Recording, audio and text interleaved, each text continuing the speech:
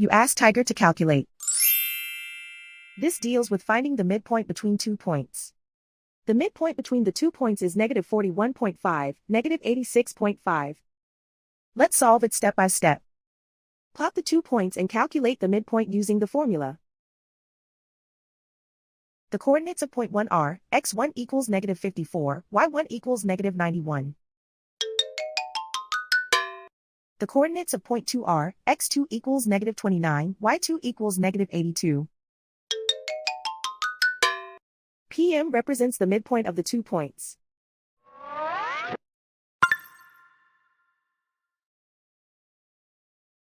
Use the x values in the midpoint formula to find the midpoints x. x1 equals negative 54. x2 equals negative 29. Simplify the arithmetic.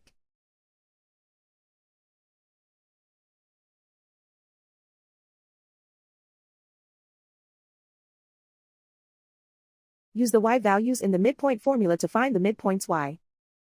y1 equals negative 91.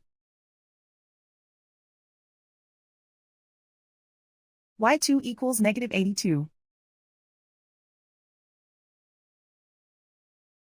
Simplify the arithmetic.